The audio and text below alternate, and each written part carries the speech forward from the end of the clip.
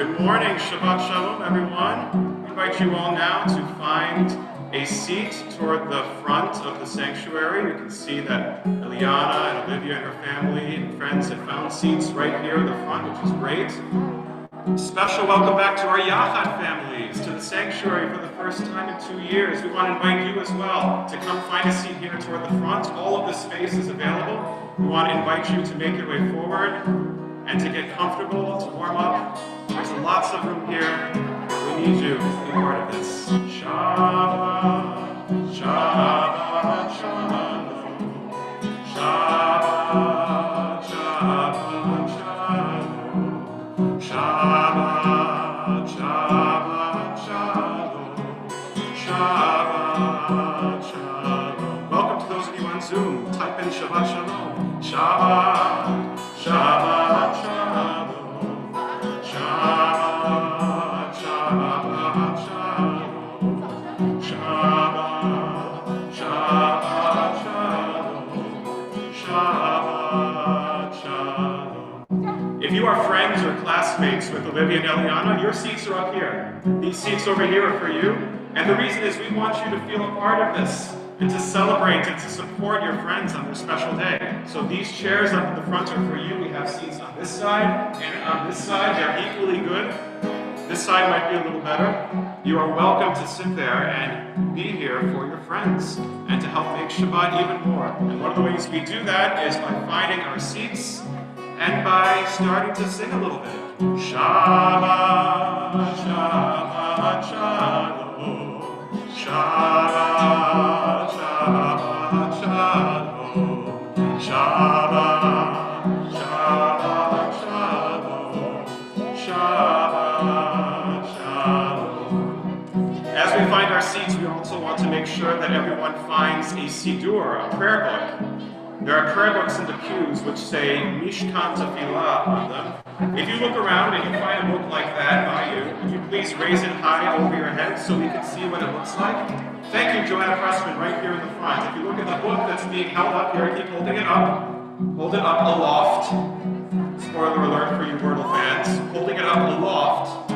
That is the prayer book that we're going to be using. If you can't find a book like that in your vicinity, please raise your empty hand.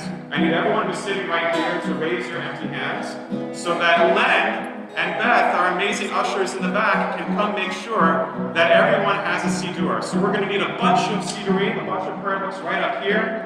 And anyone else who needs a prayer book sitting in the pews, raise your empty hands and we'll bring one to you. Shabbat, Shabbat, Shalom.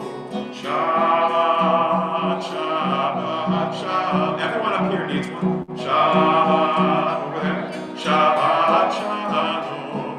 Shabbat, Shalom. Thank you. You have all these friends and classmates. One more time. Shabbat, Shabbat, Shalom. Shabbat, Shabbat, Shalom. Shabbat, Shabbat, Shalom. Shabbat, Shalom. So these prayer books, these siddurim you're receiving, open from right to left because they're mostly in Hebrew.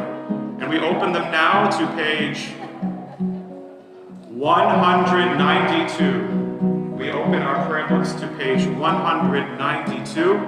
Look in the lower right-hand corner. You may have two sets of numbers. We'll be referring to the ones in blue brackets. Look for the blue bracket at page 192. And on that page, also in blue, the words Ma Tohu. Ma Tohu. Ma Tohu. Ma Tohu. Ma Tohu. Ma Tohu Alecha Yaakov Mishkenotecha Yisrael Ma Tohu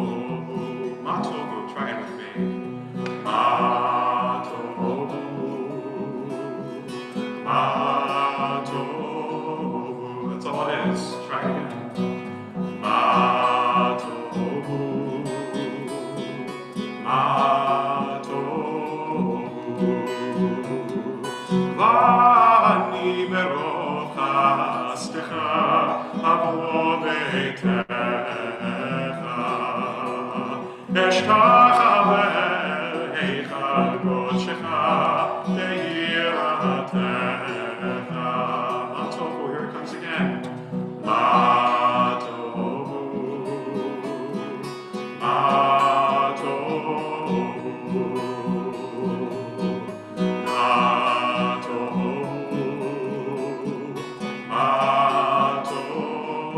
Four more times. Can everyone try singing with me? A little louder, Alex.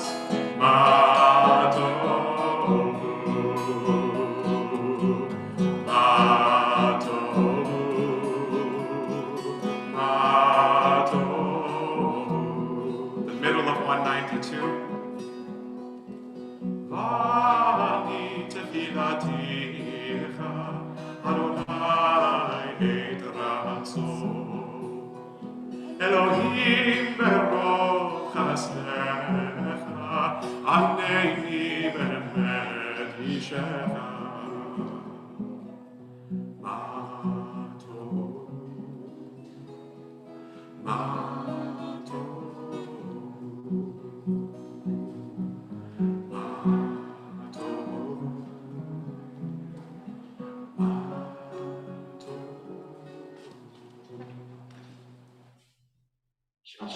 Shabbat Shalom, everyone gathered here and gathered on Zoom. We're so glad to be able to be with you on this Shabbat morning.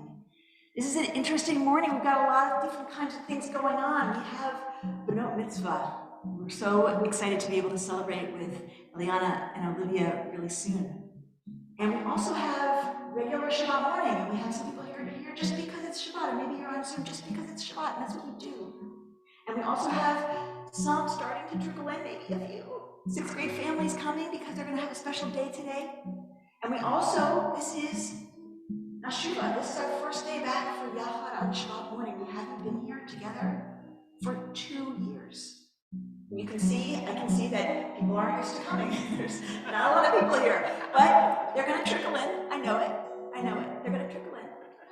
And so we're in a moment of interesting transition, where we have been leading services every Shabbat morning, one way or another, a lot of times through this, sometimes with people in the room.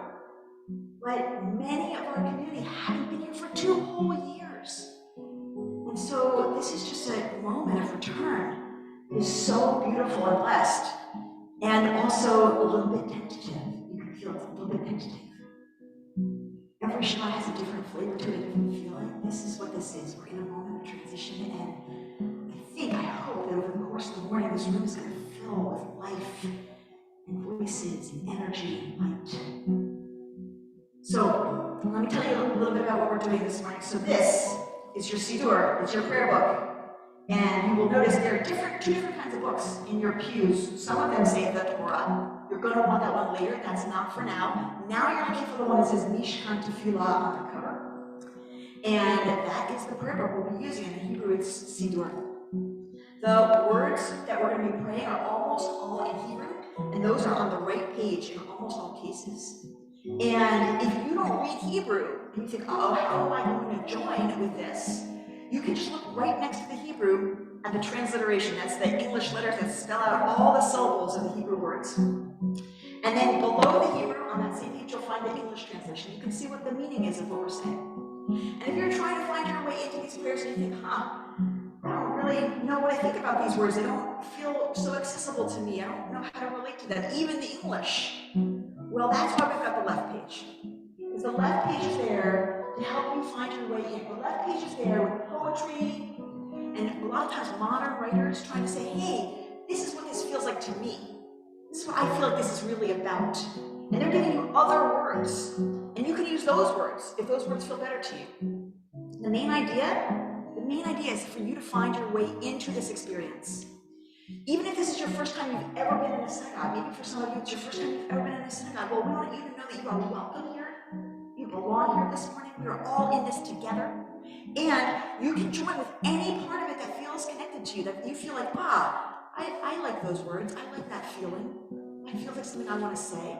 Do that. Spend your time there. Now, the reason it's so important for everybody to be able to find their way in is because it is not a performance. I want to say that it's true for us, and it's true for when Eliana and Olivia are up here. They're not performing at all. That's not what's happening. You're not an audience. We're together making Shabbat. We're making something together. And that's why you're finding your way in is so important, because we need you in it with us. And you can do it on your own terms in whatever way that works for you, with whatever words or music or silence or closing your eyes or opening your eyes or moving or not moving or standing or sitting, whatever. We want you in. And here's why that matters. How many people in this room would say that they felt stressed out at any time in the last month? Raise your hand.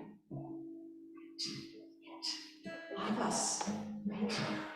Life is stressful. A pandemic is really stressful. Our world today is very, very stressful. And Judaism, our ancestors understood thousands of years ago that human beings need rest. We need a day when we're not focused on the things that stress us out. When we put those things down, put them down, put them down. You don't need them. If that's homework or tests, put them down. Don't need to worry about that today. If that's your work, if that's the thing in your pocket that buzzes and beeps and constantly tells you there's something more you have to be doing, well, this is a good time to turn that off. You don't need it. And we're going to use this time to get away from all those things that stress us out, and actually to remember that we are more than them. We are not defined by our work, by our grades, by our accomplishments. We're something bigger than that. That's what Shabbat is about, is to remember what we actually know, which is that we are part of something transcendent. Life is awesome, and we're alive right now. And it's not forever, but it's now. And that's what I'm doing this morning, is remembering, oh yeah, I am alive, and it's miraculous, and it's wondrous, and I want to sing about it. That's what we're doing. And that's why it's so important that you find your way in to what we're doing, because you need to be in this with us. Now, one more thing. We are going to use the word God in pretty much every prayer. And maybe you're somebody who thinks, I'm not sure how to relate to that idea. Okay, so what you're going to do is you're going to translate that idea to something that gets you to that feeling of wonder. Maybe it's life. Maybe it's love. Maybe it's the astounding ecosystem, all the living things, the myriad colors and varieties. Maybe it's the cosmos. Maybe it's time. You're gonna use your own imagination to connect to these words, to get you to that place inside of you that you need. Because next week, all that stress is gonna be more. You need to refresh yourself. We need to refresh ourselves. That's what we're doing this morning. Now, a few notes. If you are a Yachad family and you're back for the first time in 2 years, welcome back. We're so glad you're here. You can come right up front. We don't bite. You can come over here too. You can come really close. We'd love that. If you would have the courage to come close, we would love that. But we're so glad you're here. We want to tell you that in the back right, it's not evident now, but there's going to be a space there. Anybody who feels overwhelmed, there's too much noise or sensation or activity around, there's going to be like some calming activities in the back right. If you ever feel like you need a break, you can go do that. What else to say to you this morning? Those are all the things. I hit all the things in the present. Yeah, I'm just feeling really grateful for my body. Good idea. Good idea. That's where we're going next, isn't it? Yeah. I love how you set us up like that. So, where we're going next, I was talking before about awe, wonder, being alive. We're going to go to this prayer that's just about waking up our bodies and remembering even that we have bodies. So you can feel your body this morning, notice your limbs, notice your body. It's a miracle, your body. So intricate, so amazing. So what you're going to do is just breathe into your body this morning, and we're going to sing in gratitude for our bodies and our lives, and then we're going to go from there into the morning blessings that we say every morning that are just about being grateful for the ordinary things that have to do with waking up every day. And then we're going to go from there to Psalm 150. And I'll give you instructions when we get there. But Psalm 150 is just basically the word hallelujah in lots of different ways, over and over and over again. So even if you haven't been able to follow the words until then, you can join with that. You can all say hallelujah, and it's just that feeling like, wow, we we are alive in you. This is a prayer inspired by words on page 194. I thank you for my life, body and soul. Help me realize I am beautiful and whole.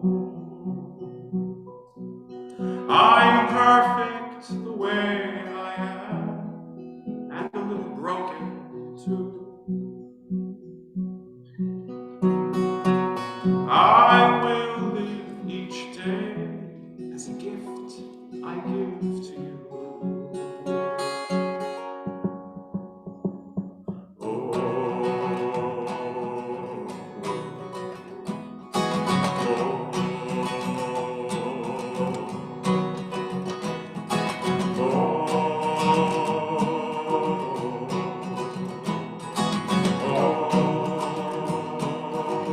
Thank you for my life. I thank you for my life, body and soul. Help me realize I am beautiful and whole. Help me realize I am beautiful and whole. I'm perfect the way I am, and a little broken too. I'm perfect the way I am, and a little broken too. I will live each day as a gift I give to you. I will live each day as a gift I give to you. My God, my God. Oh, sing it with us. Oh, sing it higher.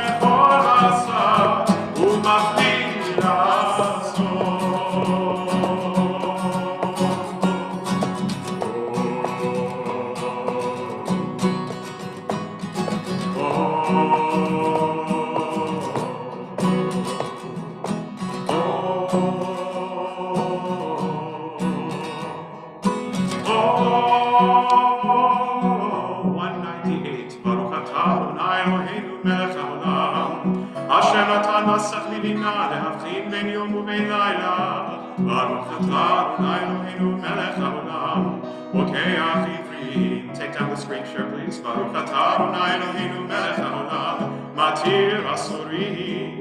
Baruch atah Adonai Eloheinu melech haolam, zokeh kefufim. 200. Praise to you, Adonai, our God, sovereign of the universe, who stretches the earth over the waters.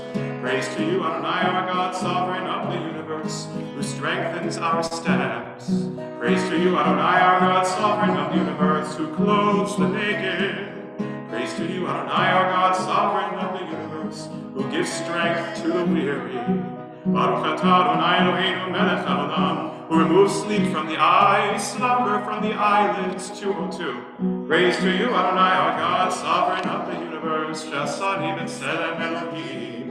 Baruch atah Adonai Eloheinu melech haolam, who has made me free. Baruch atah Adonai Eloheinu melech haolam, who has made me Israel. Baruch atah Adonai Eloheinu melech haolam, who girds Israel with strength. Baruch atah Adonai Eloheinu melech haolam, who crowns Israel with splendor. Tomorrow, what's going to happen next? Yeah. That's an excellent question. Okay, we're making our way to Psalm 150. If you remember the before times, this was an awesome moment in our synagogue. We would all come close. We would stand all around the lectern. We would sing together. It was kind of like a mosh pit. It was amazing. And now, this morning, I want to invite anybody in a 6th grade family to come up around here. And I know a lot of people haven't arrived yet, but right around here if you're in a 6th grade family. I know it takes a little courage, but you can do it. Come on up. Stand all close. We're going to model how this is done. Let's sing as they're moving, maybe. Is that good, right? That's a great idea. Page 218. 218.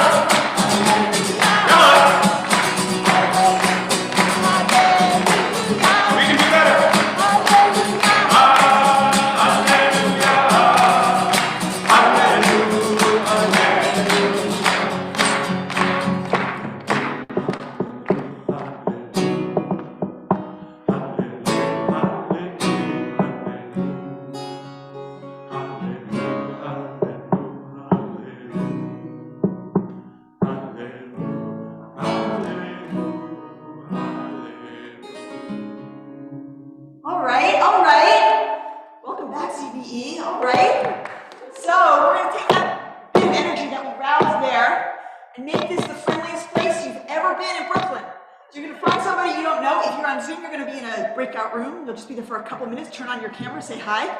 If you're in the room, go find somebody you don't know, introduce yourself, wish them a Shabbat Shalom.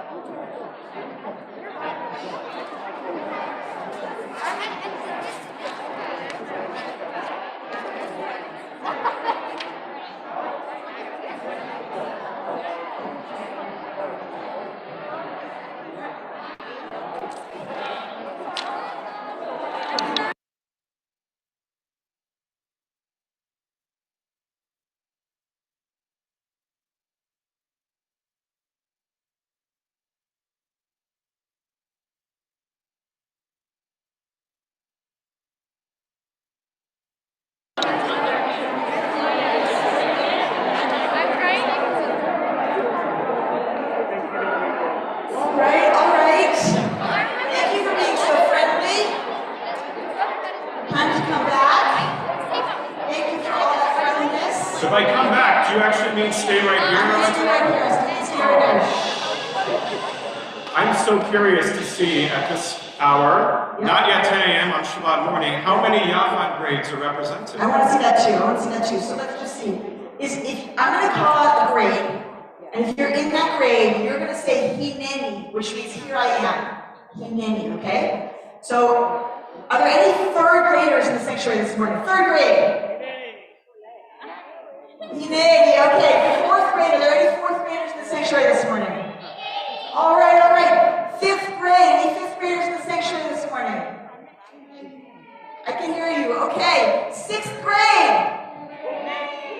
Oh, come on, there are more of you than that. Sixth grade. All Are there right. any seventh graders? Seventh grade. All right, excellent. We are ready now for a very special moment. Olivia and Eliana, we want you here. You're going to be joined by your grandparents and your parents, Helen and Paul Tenenbaum, and Erica Tenenbaum and Alex Friedman. And you're going to receive your Antidote. Okay, and as they're coming forward, let me explain what this is. So a talis or talit, a talis or a talit is a prayer shawl, and we wear them in the mornings. And if you're in Yachad and you haven't been here for 2 years, you want to hear this because this is going to be you eventually. So we wear these in the morning when we pray. And what's important, you can see that you'll see over time there's different colors, different fabrics, different patterns. But what they all have in common is this. On the corner, they're not zooming, on the corner are these things called tzitzit. And they are fringes that have a special code in them. The way that they're fringe benefits. We could say that. Yeah, the rights are good. All of the puns. Okay. Anyway, so wrapping and knotting, there's a code. And this code represents the name of God and the Mitzvah of the Torah. And so when a person puts this on, what they're saying is like, on my shoulders, I'm wearing the way of life of a Jewish person. So the symbolism this morning is that as Eliana and Olivia become a mitzvah, they might think to themselves, or we might think, looking at them, gosh, I worked so hard, they did it, they're done. And yes, this is a culmination of so much work and so much effort, and you're gonna love to hear what they have to teach you this morning. And this is just the beginning of the rest of their lives living as Jewish people. So they're going to receive this from their grandparents, they're going to say a blessing, they're going to put it on their shoulders.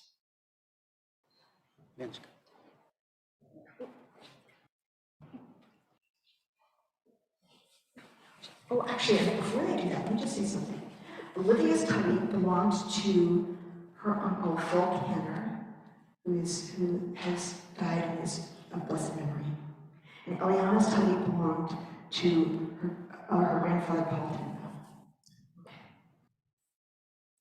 Baruch atah Adonai Eloheinu melech haolam asher kishanu b'mitzvotav v'tzivanu lehitatei b'tzitzit. Amen. Amen. Nice work. We all remain standing, facing toward Jerusalem, and turn to page 224 for Hatzi Kaddish. Yitkadal, Yitkadash, Me'ava, Yamad Yikach Yotei, Yamik Mahotei, V'chayim Ol Yomechon, V'chayim V'chol Beit Yisrael, V'hagana U'vizman Karim, Ve'yaru, Amen. Ve'shmei Rabba Me'ara, Me'ara U'le'almei Almaya, Yitbarach V'yishmachar B'kar V'tofamam V'yitnasei, Ve'yitadar, Ve'yitadar, Ve'yitadar, Shemei De'kutsha, Ve'yichul Le'eila, V'kol Yechata L'shirata, U'shmechata L'echemata, Ta'miran Me'alma, Ve'yaru, Amen. 226.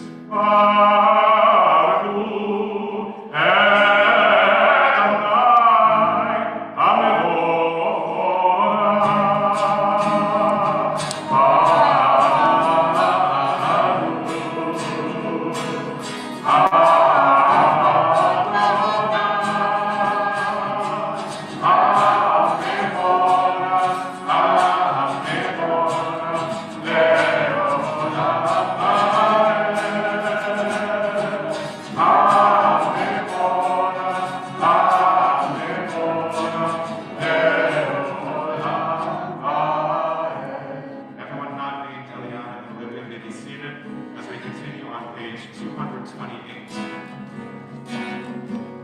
Baruch atah Adonai Eloheinu melech haolam Yotzei or u'borei choshen oseh shalom u'borei v'nitachol. Again, 228. Baruch atah Adonai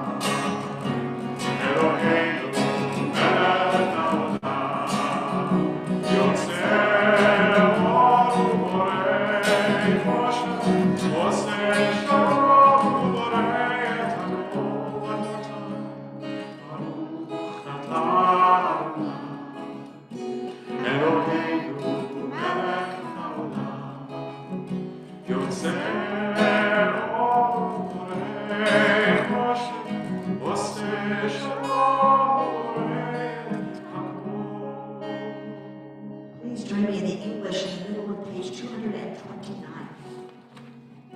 You are praised, who rolls out the rough, raw clay of the universe into delicate vessels of light. And from nothing at all, we could perceive in a world that has turned old, a shimmering new creation right before our eyes, made this moment just for us. How much of life reveals your presence? How much Torah unfolds from each new flower, from each new wave that breaks upon the sea? You are praised, who forms from the clay that cloaks our lives, the delicate vessels which contain our light. Baruch atah Adonai, Yotzer ha'orot. Come now on page 230 to Ahulah Rabbah. This is our prayer in celebration of learning. I want to just note this prayer this morning as we have Yachad coming back on Shabbat morning, as we are able to return to being in person together.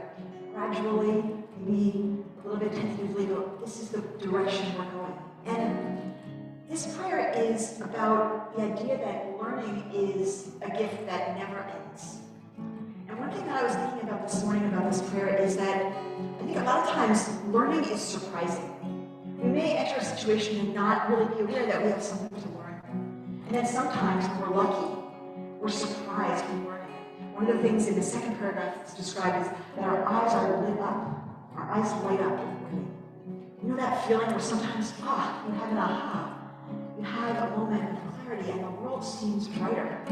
Things make sense in a different kind of way. You can see better. And this, I think about in terms of the way that Yachad is. And a lot of times people come with their kids because you're supposed to come with your kids and sit down your kids learning. And then if you're paying attention, you find like, oh wow, I have something to learn here too. And it's surprising. And sometimes we might come to a Benot Mitzvah and think this is about these two young people, but then they're going to teach us something from Torah that we never imagined we'd see. And we might think the Torah is 2,500 years old. Like, what is it have to do with me?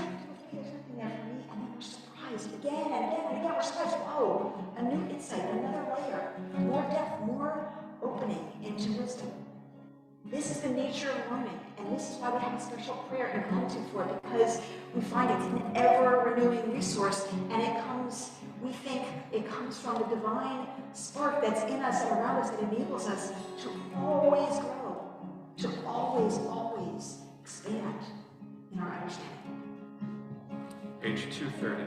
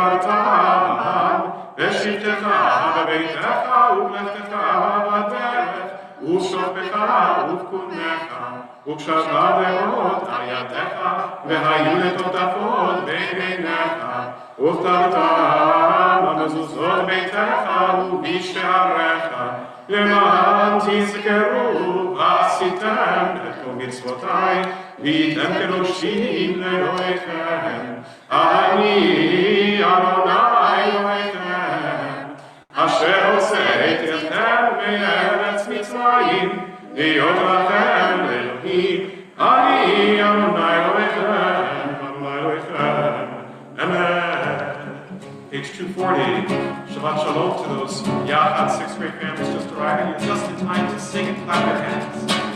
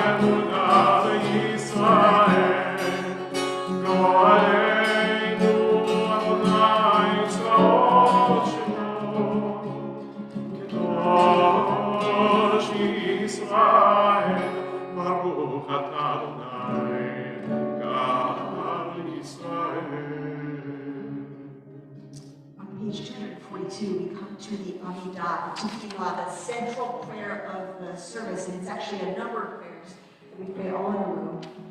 And a couple of things I want to point out to you on this set of prayers. The first is that we begin by asking for words. It's interesting because then there's a whole bunch of words on the page, so why do we need to ask for words if they're right there? Because the idea is that we pray the words on the page, but we don't learn actually the full prayer. There are other words that are needed that aren't on the page. They're the words that you can only find in here. And you need help finding them because we're not used to praying so much. It's not easy to know what's really in here, genuinely, authentically in here to say. So we're asking for help.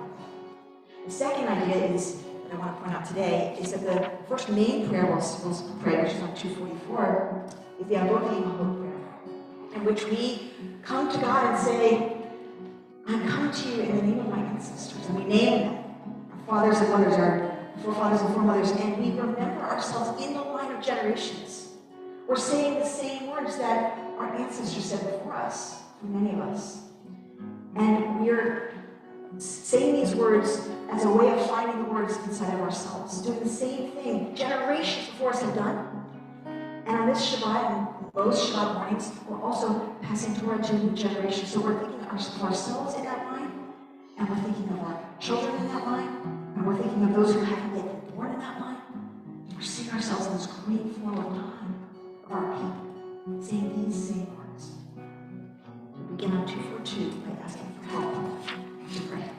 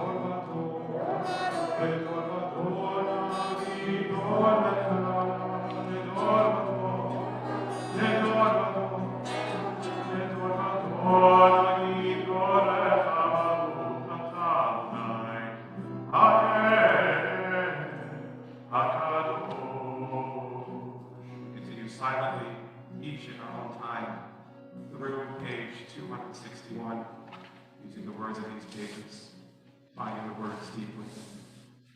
When we finish our prayers, we may be seated.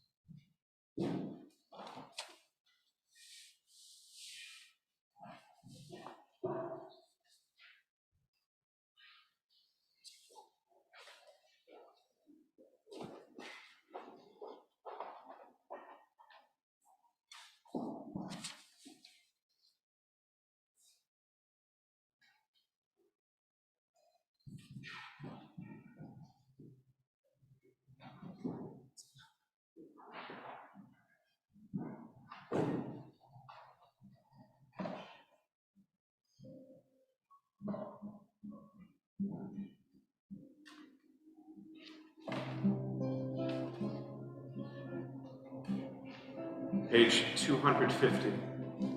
If you were here earlier this morning, there was a special moment which we invited forward our sixth grade families. And in this moment, we're going to invite forward our third, fourth, and fifth grade students.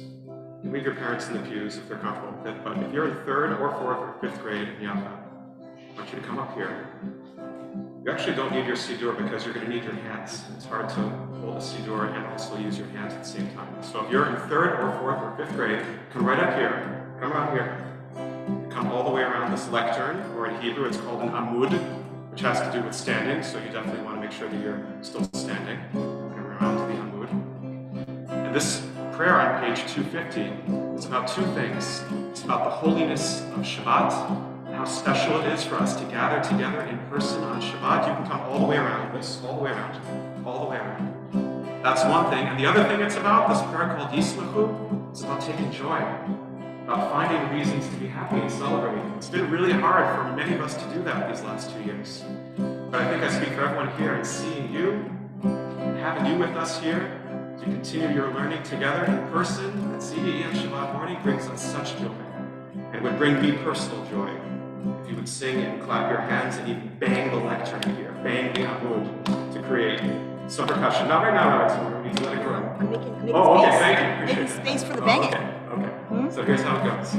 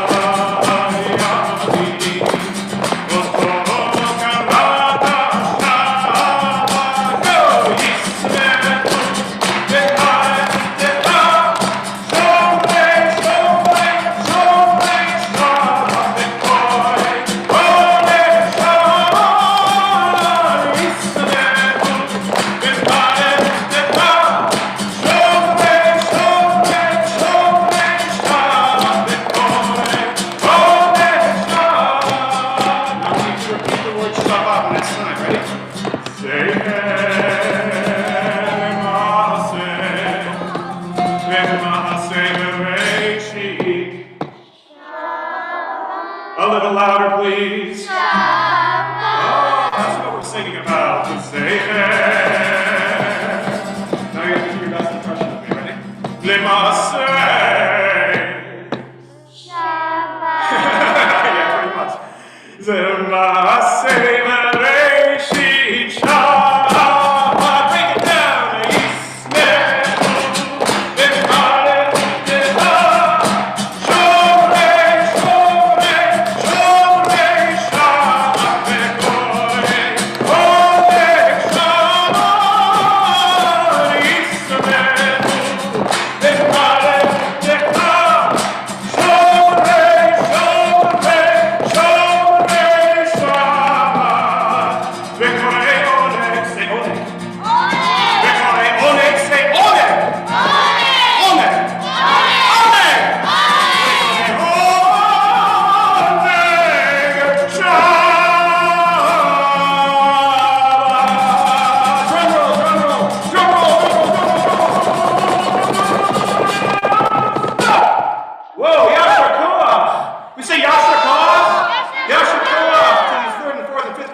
Students, you may return to your seats. I'm going to tell you a secret. It's not actually a very good well-kept secret, but when in a synagogue, someone does something you think is awesome, like those third and fourth graders, they have the courage to come up here, they're making a lecture, they're saying, we say, Yasher Koach. Yasher Koach. That's it. All right. We are about to have our Torah service. We're about to hear the Torah read, see it come out of the ark, see it make its way around the room. But first, we have some readings and announcements from our president, John Horowitz. Good morning. Shabbat Shalom. Shabbat Shalom. On behalf of the Board of Trustees, I want to welcome you all here in person. It is amazing to see so many people in this sanctuary.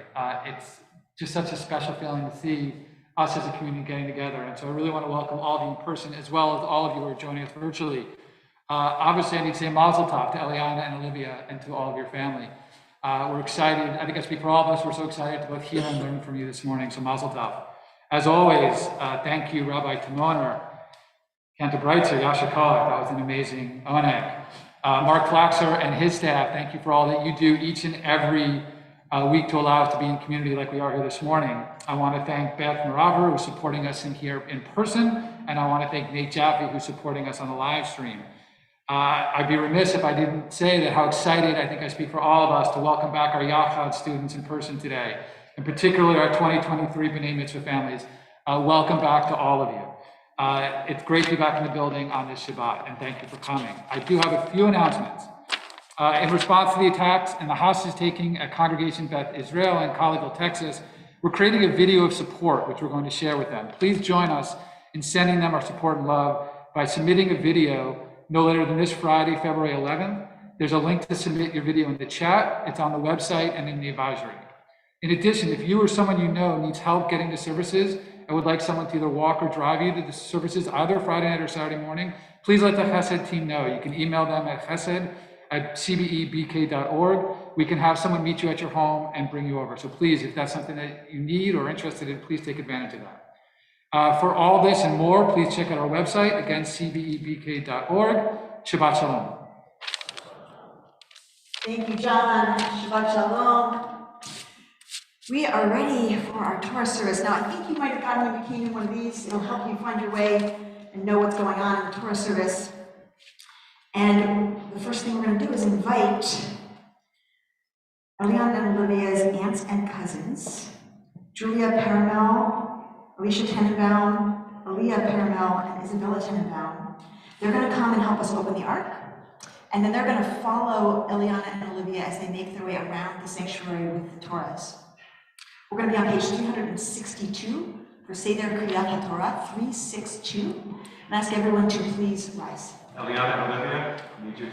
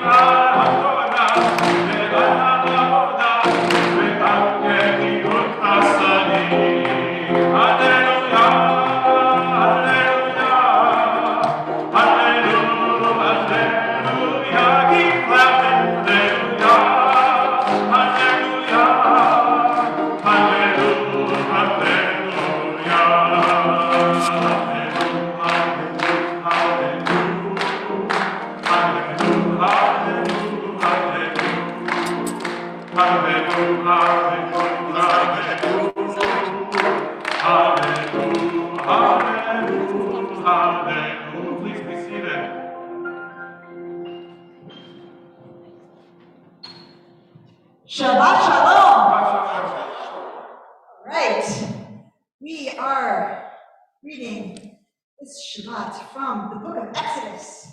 We are on First Tabernacle. You're going to hear a lot about it soon. We are, 2 weeks since the theophany at Sinai. It's a big moment of meeting God at Mount Sinai. And we are learning about Tabernacle, this Shabbat. Portable sanctuary that we built in the wilderness and followed on a journey. We are going to be looking at chapter 25, verse 1. That's where we're going to start. So if you have a Torah commentary in your pews, in your seats, it says the Torah on it. That's how You know, if you have one, you can hold it up. And in case there's any confusion, there it is. You might need two hands. It's a very weighty book. It's a weighty book. Yeah. It's a good one, too. Okay, so you're going to be looking at page 545 to start, 545. And we're going to be inviting different kinds of people up for the Aliyah. First, we're going to invite Eden Gollum to come and chant Torah. Yes. Eden was bat mitzvah a year ago, almost exactly. Is that right? That's right. Wow. So we love it when our teens come and chant Torah after their B'nai Mitzvah, keeping that skill fresh and always learning more Torah. So Eden, thank you for being with us this morning. And for this moment, we are so happy to have Yachad families back. We want to invite you by grade. And we want to start with our 2023 B'nai Mitzvah family. Some of you weren't here for the moment, at the beginning of the service. We brought you up, but we want you now to come up for this Aliyah with your parents. And with your Siddur, please. And with your Siddur. With your prayer book. And parents, heads up, you're the ones who are going to be chanting the blessing, because we want your kids to do that for the first time on the day of their B'nai Mitzvah. And once you're all up here, there are a lot of you. What do you think, Rabbi Tomoto? Should we invite them to go up to the bima, or should they come around here? What do you think? I think come around here, actually. Okay. Maybe have the more people go on the bima? If there's extras? Oh, Yeah, that's yeah. a good Yeah, idea. okay. Okay, sure, we can work with that. Okay, so look at all these 6th grade or 2023 B'nai Mitzvah families. Fabulous. Now, let's say you're here and you're a Yachad family and you're not having a B'nai Mitzvah 2023, but you're in 3rd grade or 4th grade or 5th grade, and you're a parent or a kid. We want you to also come up. I want you to come up as kindergarten suggested onto the bima to be part of this moment. So we're all surrounding the Torah. So you're in Yachad, or your kid's in Yachad, and you're not in 6th grade, or you're having 2023 B'nai Mitzvah, so come up to the bima. And please bring your prayer book with you. So we take a moment. Good morning. Zamodna, משפחות יחד לעלייה לתורה. There's stairs over there. There's stairs over there. It doesn't quite happen the way we mentioned. That's okay. We got It's a lot okay. of people So up when we there. say the bima, we mean all the way up here. Don't have right side. Show me what it means exactly. Right up here. No. Okay. Okay. Hi, everyone. So, what page are they on? Can't you bring some of their secret? Where's this blessing? Well, the blessing for blessing the Torah is on page 360. So close. No, for blessing the Torah? 7? Yeah. Ish. 368, I think. 368? Yeah. Okay. You're on page 368. And if you're up on the bima and I want to closer, remind you you, can fill in if the you're a space. kid, you're not actually going to chant this. Your parents are going to chant this. Because you're going to chant this for the first time on the day that you become the B'nai Mitzvah. Right? Oh yeah, look at that, it worked. Your persistence worked. People did fill the badge. And there's still room, and I think there's still room to go up on these stairs if you want to get out of the locked in. These stairs over here. All right. So Eden, feeling well surrounded? Yeah. A lot of support behind you as you chant Torah? All right. Are we ready? 1, 2, 3. Baruch Adonai Mevorach le'olam va'ed.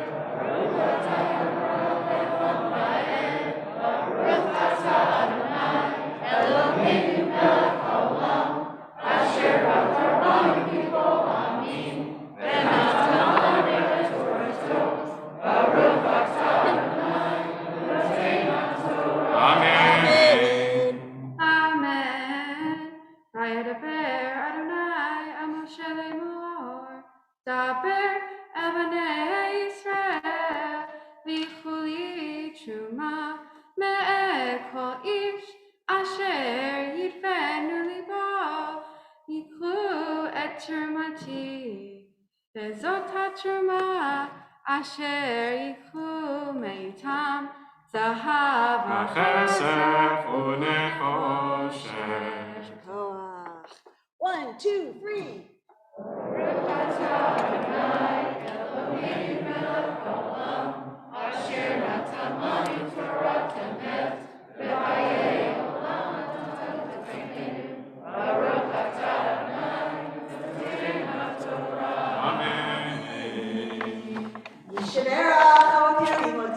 May the one who blessed our ancestors bless each of you, each family, each child, each parent, as you come together in this community to learn Torah, to pray together, to be together. May you be blessed with so many Shabbat mornings in the coming year, in the coming years, filled with friendship and community and sense of belonging and a sense of learning, those eyes lighting up with Torah. May you be blessed by your participation in this community. And we have an opportunity in the presence of all these 3rd and 4th and 5th and 6th graders to recite a special blessing, which you've been learning about in Yachad, I think, for the last month and a half or so. And at this moment, we also want to call out the efforts of our amazing Director of Yachad and Family Engagement, Tehila Eisenstadt. Are you here, Tehila? Okay. We're going to say Shabbat Shalom, Tehila, really loud so she can hear. Shabbat Shalom! And we also want to give acknowledgement and welcome, I think, to someone else who's very special. So true, Cantor Brightser. You see in the back, Rabbi Nolly Kane. Wave, Rabbi Nolly Kane. Everybody wave for Rabbi Nolly Kane. We are so glad you're here. Rabbi Nolly Kane is our Director of Youth and Family Programs. She's overseeing all of the youth and family programs from birth to college, and she brings so much wisdom and knowledge and talent to that role. I can't wait for all of you to know her.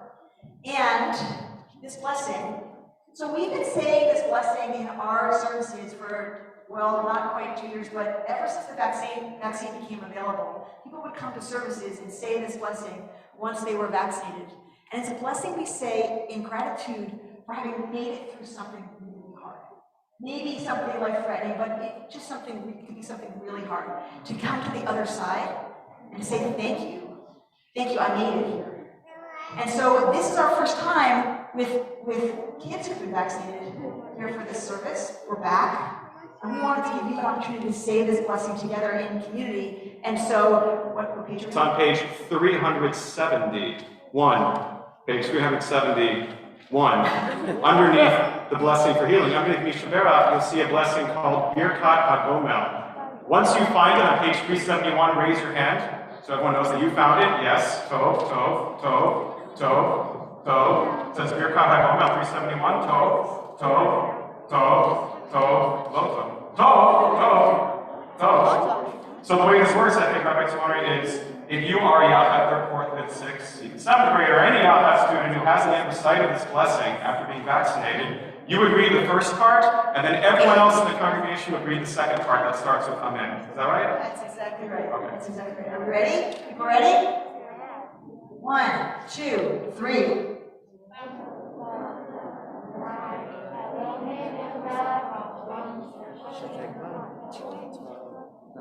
Amen.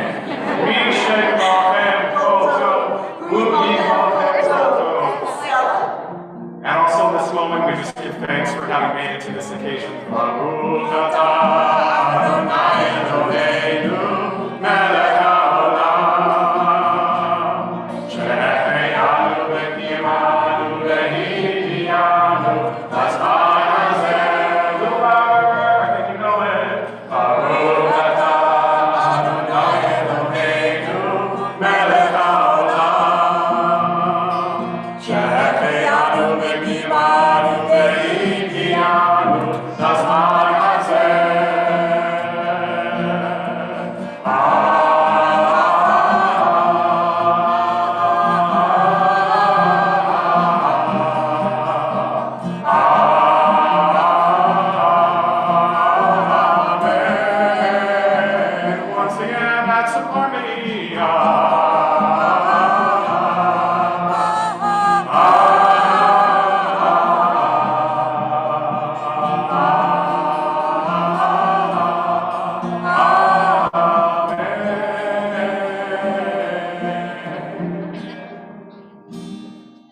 Shabbat. You can all return to your seats. We're so glad you're back.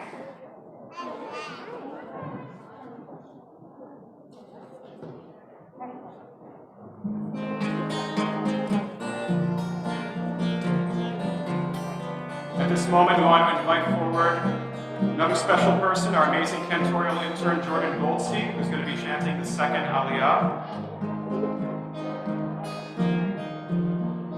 And we're continuing a bit forward in our parsha now, Rabbi Tzimmer, isn't that right? I think we're skipping ahead to verse 26 on page 550. It's, I believe it's chapter 26, verse 29. Yes. That's what I meant. And yeah, page 550. Chapter 26, verse 29, page 550. Our cantorial intern, Jordan Goldstein, is going to be chanting Torah, and we're going to invite Olivia and Eliana's grandfather, Paul Tenenbaum, to come forward for this aliyah. Yep. And Yachad families, come on this way, please. Yachad families, to give you a preview of coming attractions, in about 10 minutes, we're going to have one more introduction. Our assistant director of Yachad, Emily Levine, will be giving you instructions for how to get to class. That'll happen in about 10 minutes, but until then, everyone needs to turn their listening ears on. Everyone listening? Maybe following along on page 550 in the book that says the Torah, because we're about to hear some more Torah. Baruch es Adonai Amvarach. Baruch Adonai Baruch Le'olam Va'ed. Baruch Adonai Baruch L'olam Va'ed. Baruch atah Adonai Eloheinu melech olam. Asher bachar banu mikol ha'amim. V'nasan lanu es Toraso. Baruch atah Adonai nosein haTorah. Amen. Amen. V'hakrashim titzapeh zahav. V'tab'otehem taseh zahav batim labrichim v'tzipita et habrichim zahav v'hakemota et hamishkan kimishpato asher horeta bahar ve'asita farochet techelet v'argaman v'tolat shani v'shesh mochzar ma'aseh choshev ya'aseh otah kerubim.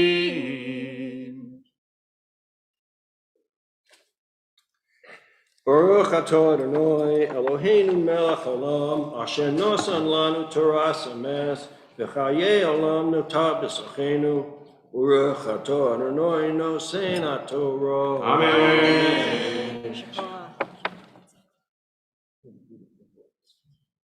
All right, now we're ready for Alex Friedman, Olivia and Eliana's father, to come forward for the aliyah, and Olivia is going to be chanting Torah. Come on, Olivia. Yamor al Shabbat Mitzvah of Eliana Torah.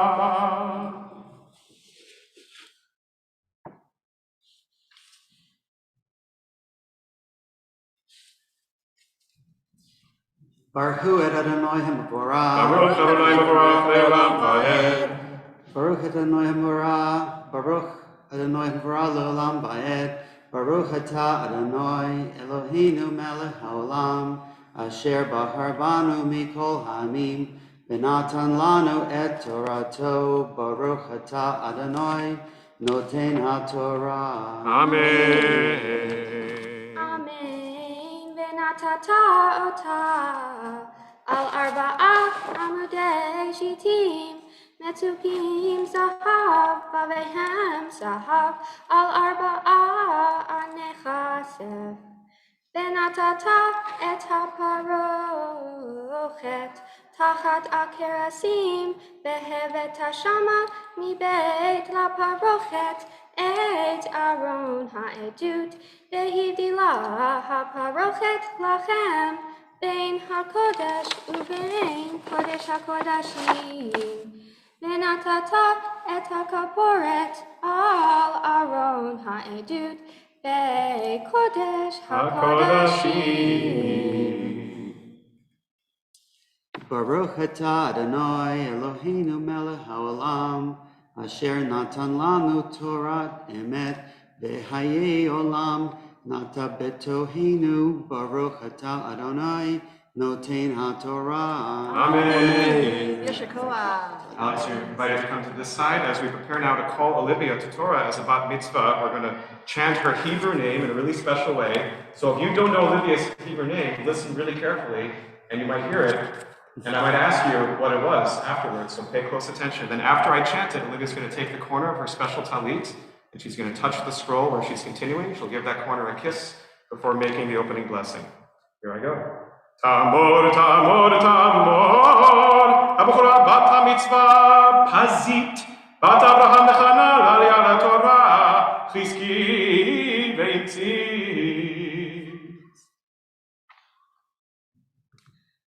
Baruchu et Adonai Hamvorach. Baruch Adonai Mevorach le'olam va'ed. Baruch Adonai Hamvorach le'olam va'ed. Baruch atah Adonai Eloheinu melech haolam, asher bahar banu mikol ha'amim, v'natan lanu et Torato. Baruch atah Adonai noten ha'Torah. Amen.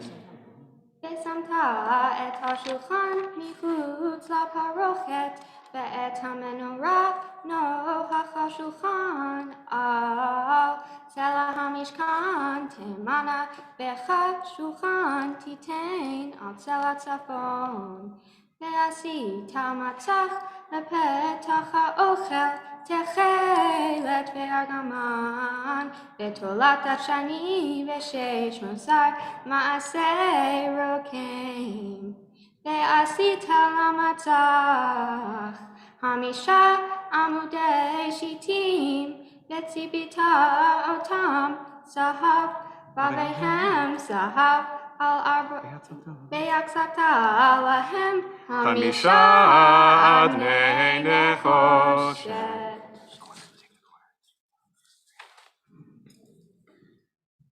Baruch atah Adonai Eloheinu melech haolam, asher natan lanu Torah emet, v'chayei olam nota betochenu. Baruch atah Adonai noten haTorah. Amen.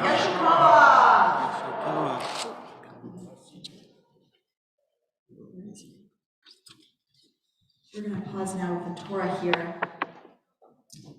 As many of you know, we call the Torah our tree of life. And when it's in our midst, we think especially about people who are reaching for life, are in need of healing, are struggling. And we pray together. It's on page 371. We'll pause in the middle and invite you to share names of people you're thinking about who need healing. And we take this our sacred scroll as strength for us, taking all of the joy and energy and community we have here and reminding ourselves that we can reach out to the people we know who might need it, a little bit more light, a little bit more strength.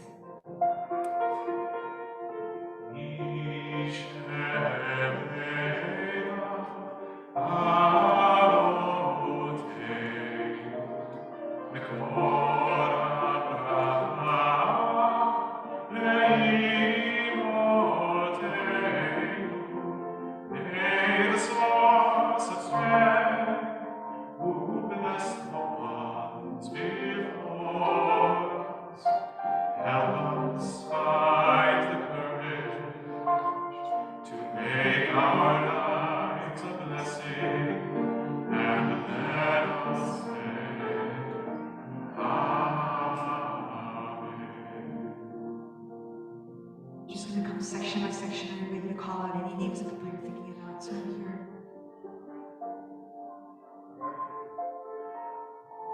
Section.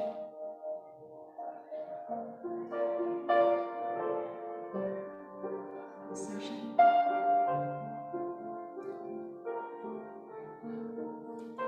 This section.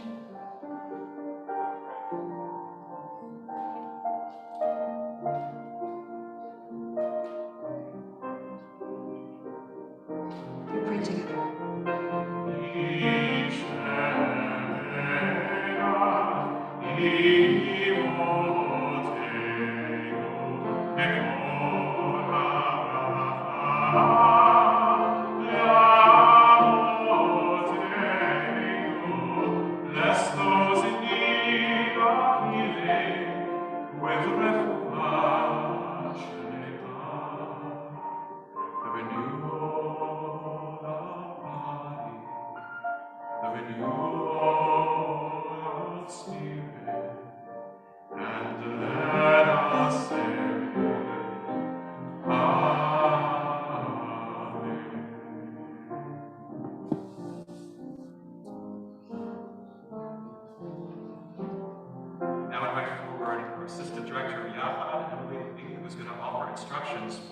what happens next for our Yachad families.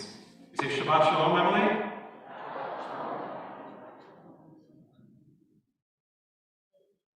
Shabbat Shalom, everyone. It's so nice to see you all in person. Our first Saturday Yachad in person since March 2020, which is amazing. So what's going to happen now is we're going to dismiss by grade for our 3rd through 6th graders, actually 3rd through 6th graders. 6th graders are staying here today. So first, we're going to have all 3rd graders are going to head to Ellie at the side door right over there. Emily, just to clarify, when you say 3rd graders, you mean just the kids, right? Just the students? Exactly. And you have a parent of a 3rd grader thinking that I don't know where I'm supposed to go? Would it be all right if they stay here? We're totally welcome. Okay, Stay that's in so great. We services. would love for you to stay here, parents. That's fantastic. All right, so 3rd graders are going to Ellie, and she will bring you downstairs to your classrooms in the rotunda. Beautiful. Next up, we're going to go with 5th graders. 4th graders can take for a sec.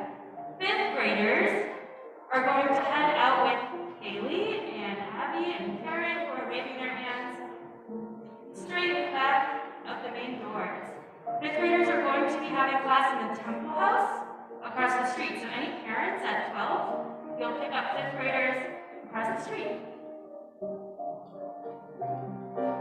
And finally, 4th graders are going to line up at the side door, and I will bring you down to your classroom. So line up on the side door, 4th graders, and I will meet you there in 1 sec.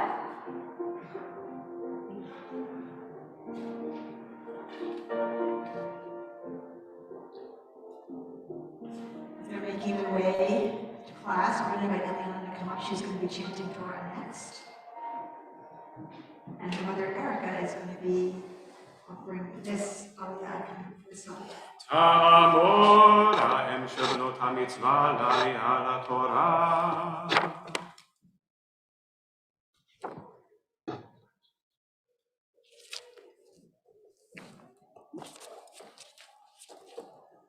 Baruch Hu Adonai HaMevorach. Baruch Adonai HaMevorach Le'olam Va'ed. Baruch Adonai HaMevorach Le'olam Va'ed.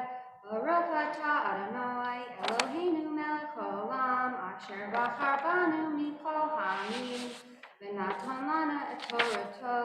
Baruch Atah Adonai Notin HaTorah. Amen.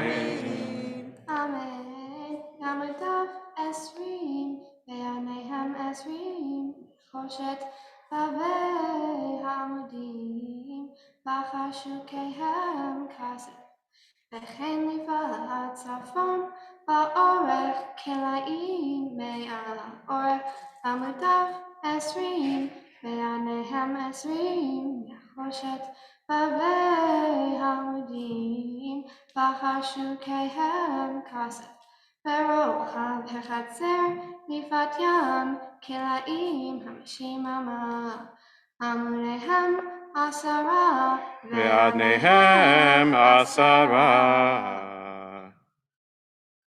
Baruch Atah Adonai Eloheinu Melech Haolam Asher Natan Lana Torah Emet V'chayei Olam Nata Botachenu Baruch Atah Adonai Notin HaTorah. Amen. We're going to now invite Eliana's uncle David Tendown to come up for this next Aliyah. And we are now on page 552 in your Torah commentaries, and we're in chapter 27. Yamor Adot Shabbat Mitzvah Eliana Torah. Baruch Adonai HaMevorach. Baruch Adonai HaMevorach Le'olam Va'ed. Baruch Adonai HaMevorach Le'olam Va'ed. Baruch Atah Adonai Eloheinu Melech Haolam Asher Bachar Banu Mikol Ha'amim Natan Lanu Et Torato. Baruch Atah Adonai Noten HaTorah. Amen. Amen. Baruch Hachatzer Mifat Kema Mizracha Hamishim Ama V'chamesh Esrei Ama Kelaim V'katif עמודיהם שלושה וימיהם שלושה.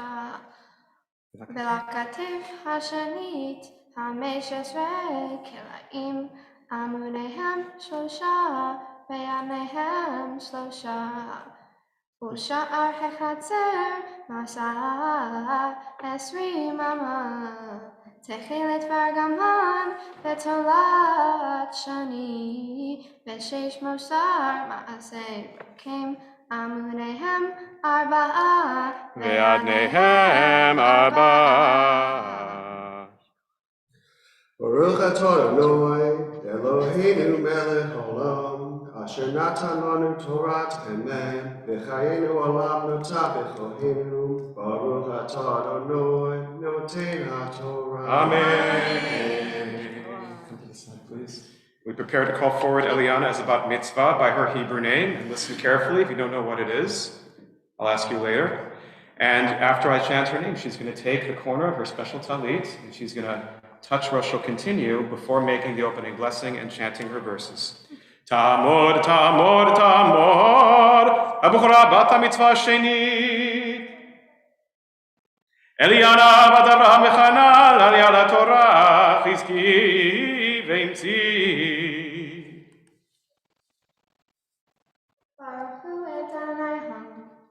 Baruch Adonai Mevorach le'olam va'ed.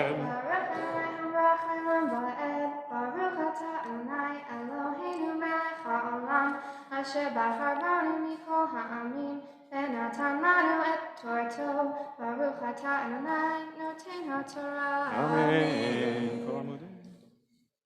כל עמודי החצר סביב מחושקים כסף, ובהם כסף ועיניהם נחושת. אורך החצר 100 אמה ורוחב 50 ב50, בקומה 516 ועיניהם נחושת. לכל כלי המשכן בכל עבודתו, בכל יתרותיו, בכל עיתות החצר נחושת. ברוך אתה אדוני אלוהינו מלך העולם, אשר נתן לנו תורה אמת וחיי עולם נוטע בתוכנו. ברוך אתה אדוני נותן התורה. Amen. We say Yeshua. Great. It is time to live and bless the Torah. Oh, great.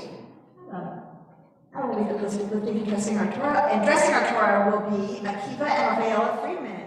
We ask everyone to please rise. Page 370, get ready to clap your hands some more.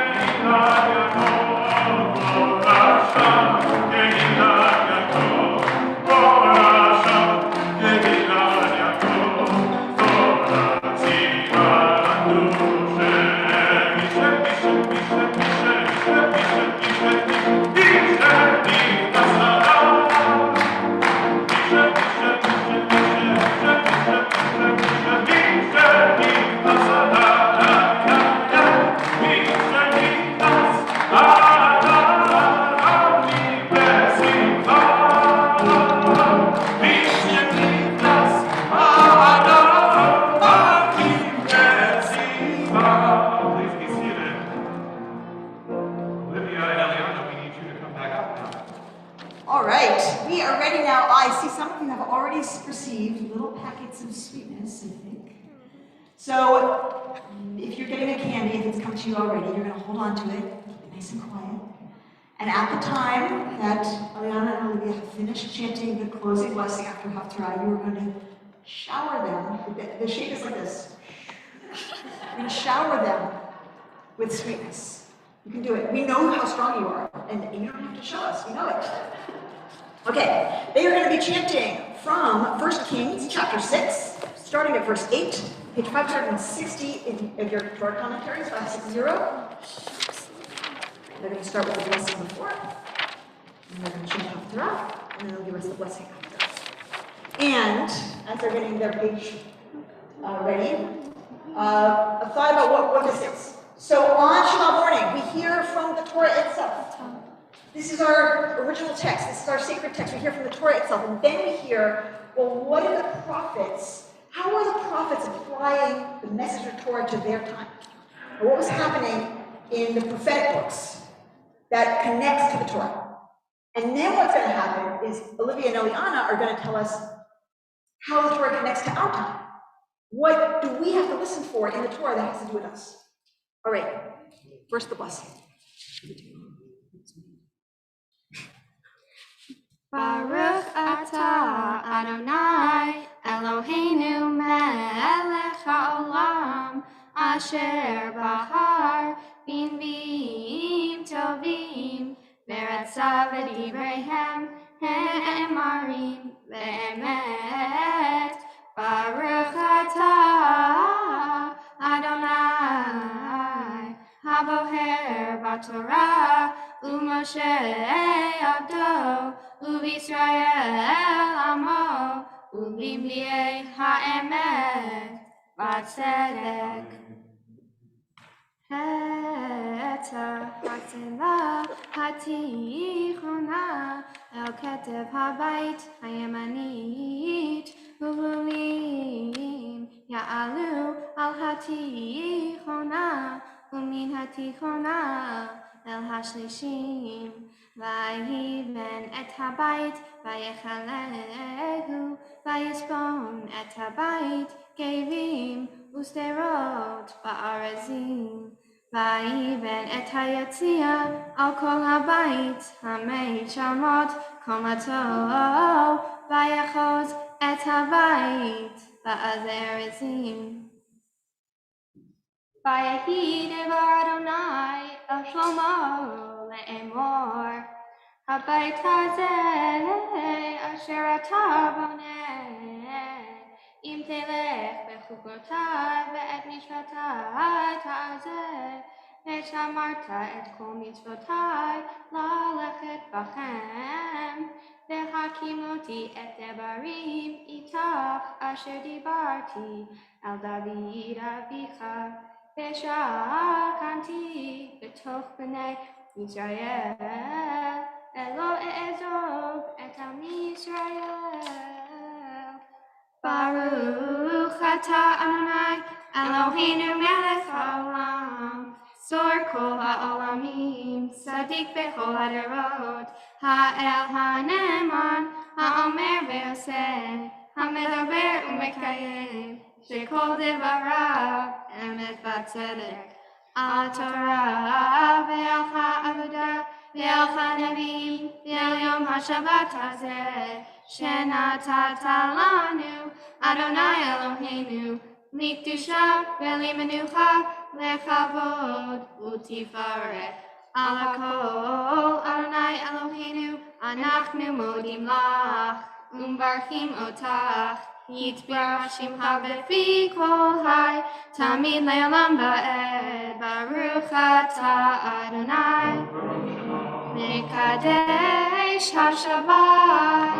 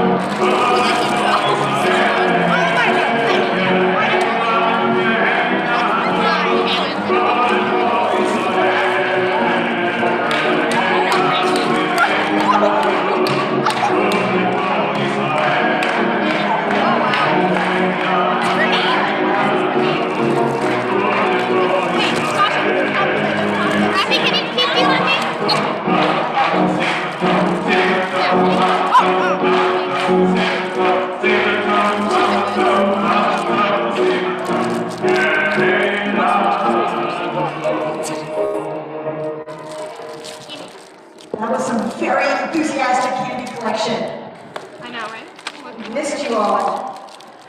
All right. So, Olivia's going to be first. Here's the idea. You now have all this sweetness in your mouth as you hear the words of Torah reminding us of the sweetness of Torah. So as I said, Olivia and Eliana are going to help us understand what were those verses in Hebrew. It's very exciting. It's very exciting. They're going to help us realize that what we just heard a whole bunch of chanting in Hebrew. Maybe you didn't understand it. Maybe you were following along in the English and you still were like, well, what is this? Because there's a whole lot of details about a tabernacle a really long time ago. Can you help us understand what this has to do with us? That's what they're going to be now. They're going to be our teachers this morning. They've becoming B'nai Mitzvah. They've shifted from being our students to being our teachers. So let's listen to what they have to teach us. Olivia will go first, and then Eliana. You can sit to my ministry. Okay, so how many of you like art? Raise your hand. Okay. Art has been a big part of this world for thousands of years, and it even shows up in my parsha. My parsha talks about the First Tabernacle, which was made out of cloth, linen, and wool. They were all dyed different colors. I thought it was really amazing and smart that the Jews used natural resources to make the tabernacle, and I was very curious about how they thought about the colors and the number of materials they used, and why they used them. The Lubavitch Rebbe, a 20th century Hasidic leader who lived here in Brooklyn, talked about this specific verse in my parsha. You shall make the cover of the tabernacle out of linen, turquoise, purple, and scarlet wool woven together. The Lubavitch Rebbe said that the different colors of wool and linen each had a different meaning that related to God. The scarlet wool talks about the fire in your soul, which is your personality. God looks at your personality and not just your looks. The turquoise wool is the color of the sky. The sky is a big part of the world, and God, as the king of almost everything, is also a big part of the world. The purple wool is a blend of both of the colors, and the Lubavitch Rebbe thinks that this leads to pity, which, in his words, is an emotion composed of feelings of love and anger. Love for the ideal, anger over how the ideal goes unfulfilled. We feel pity for ourselves because we can't be closer to God. Linen is white, and the Lubavitch Rebbe says that since white is a basic color, this connects to the soul's basic love for God. I thought it was super meaningful how he thought of all the colors in your personality and how those colors form who you are and how you're connected to God. Or HaChaim was a scholar who lived in the 18th century in Morocco, and he commented on the verse, "And you shall construct the tabernacle out of 10 strips of cloth." He said that this is connected to the 10 directives God used in creating the universe. What he's saying is that God believes that creating the tabernacle is as important as creating the world. I believe that Or HaChaim is really smart because he connected these two things together. I would never have thought of that. But now that I know what he's talking about, I think he's correct, and I agree with him. The First Tabernacle is super important and helped shape our religion. Now, you might be thinking, is this really important? Well, one reason that this is really important is because it led us into learning how to be creative. I really love painting and drawing, and I also love mixing colors and thinking about their meaning. And believe it or not, my love of art actually connects to the tabernacle that was made a very, very, very long time ago. When I read my parsha, it made me feel really happy because it made me feel more connected to God and my ancestors. My Mitzvah project is about teaching the seniors in need how to listen, enjoy, and learn how to play music, which is a form of art. I think I chose to work with music because my ancestors and relatives have a passion for music and art. My great-grandma Marilyn is an amazing painter, and my grandma Jana is a famous concert pianist from the Soviet Union. I want to bring the love for art and music to other people, including the seniors in need, through Project OR. I hope that this speech and my parsha make you feel more connected to God and our ancestors as well. Shabbat Shalom. Yeshua!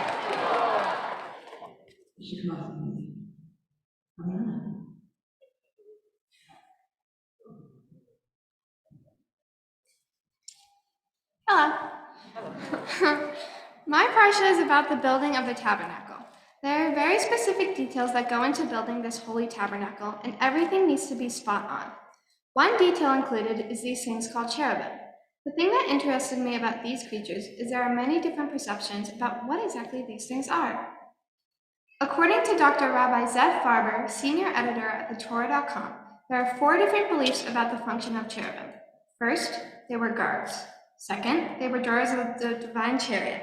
Third, they were the divine throne. And fourth, they were a buffer for the divine podium. My favorite of these beliefs is that the function of the cherubim is that they were guards. It reminds me of the story of Adam and Eve, where the cherubim were stationed outside the Garden of Eden to prevent Adam and Eve from trying to re-enter.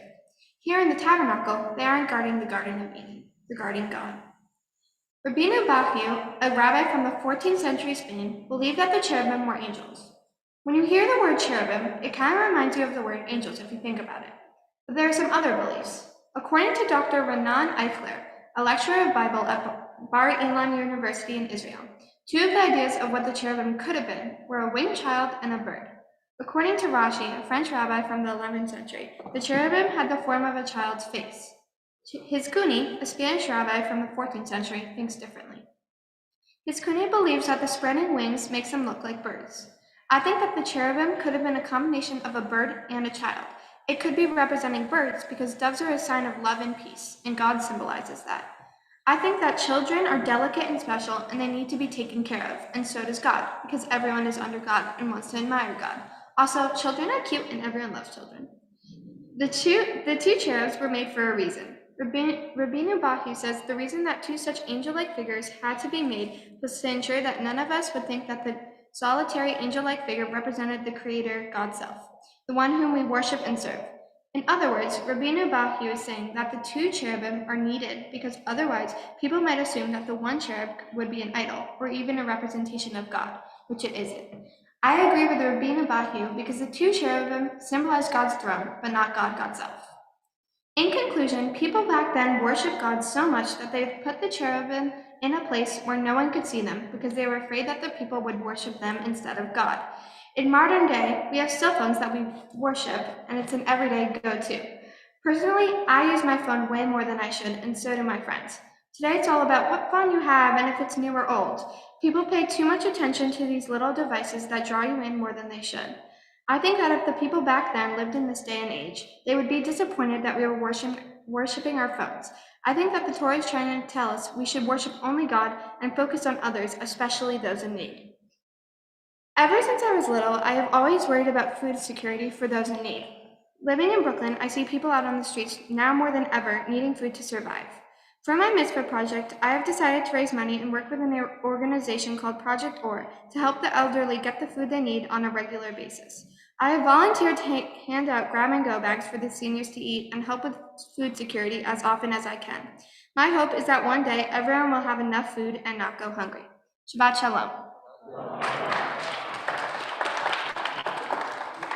Eliana. I get a chance now to respond to both of you. So thank you for these beautiful insights that you gave us this morning. Olivia, you reminded us that we have a giant art project right in the middle of our Torah. I've never thought of it like that before. It's the first thing the Israelites do after they meet God at Mount Sinai is make an art project, create something beautiful. It involves colors and textures and designs and metals and fabrics and wood, and everyone who wants to be part of it can contribute something, and everyone with skill or artistic ability is invited to help build it. And Eliana, you teach us that one of the most fascinating details in this tabernacle are these Cherubim or cherubs. The fact that there are 2 golden angels, the fact that they face each other and not us, the fact that they're hidden inside of the Holy of Holies, a place where only Moses and the high priest can go, all point to the idea that they were not meant to be worshipped, as you said. They were not meant to be confused for idols or gods. Because as Rashi teaches us, the tabernacle building project was an antidote to the golden calf. Now let me tell you about this. Back then, people thought that gods could live within statues that they called idols. And they worshipped these statues like a golden calf, instead of worshiping the one God of the universe. They brought gifts, they sacrificed animals, they did rituals around these statues. The idea was that gods live outside of you, in designated objects, And if you give your attention and your devotion and your wealth to that object, good things will happen and bad things will be prevented. Now, Eliana, you did a good job of talking about the modern equivalencies, things we worship today by giving them a ton of our energy and attention and resources, things that might make us miss out on the big picture of what's really important. The example you gave was cell phones. We could add celebrities, influencers, that's a thing. High school admissions, college admissions, high-powered jobs, things outside of us that we think will protect us and make us okay, things that we elevate beyond their actual worth. Here's what was totally revolutionary about this parsha. The thing they're building, the art project that's about getting close to God, the Mishkan, is a beautiful space centered on emptiness. The cherubim are looking at an empty space between them, between their faces. Why? Because the God we worship is not a thing. It is in emptiness and in nothingness and in all being. That's the very big idea of Judaism. The God we worship is beyond and within all existence. It is a great oneness. This is radical and transformational, moving the world from concrete, tangible gods located in specific places or located in specific people like Pharaoh or other kings who people thought were gods, to the intangible, to the ineffable, to the all-present, to the infinite one. The word God is not a Hebrew word. The word in Hebrew is Yud He Vav He. 4 letters in Hebrew that are a verb. God is a verb. And it is the verb to be. And it is the verb to be in the present and in the future. This Yud He Vav He is very different from an idol or an object. It's not just outside of us, it's also inside of us. In verse 8 of this parsha, we read, "V'asuni mikdash v'shachanti b'tocham." God says, "Let them make me a sanctuary, Mishkan, that I may dwell within them." Our prayer book is named after this week's Torah portion, and you'll find this verse on the title page of the prayer book. Now, it's often translated as "I will dwell among them," or "I will dwell in their midst," which is what's in the title page of our book. But it literally means, "I will dwell within them." The Chama Leibowitz quotes Tzedel Aderech to say that what God is seeking here is not entering into a building or sanctuary, but into the hearts of the people. The use of the plural pronoun betocham, in them, instead of bo, in it, is meant to teach us that, quote, the divine presence does not rest in the sanctuary on account of the sanctuary, but on account of the people Israel, for they constitute the temple of God. As the commentator Malbim explains, God commanded that each individual should build God a sanctuary in the recesses of their own heart. God doesn't need a dwelling place in a building.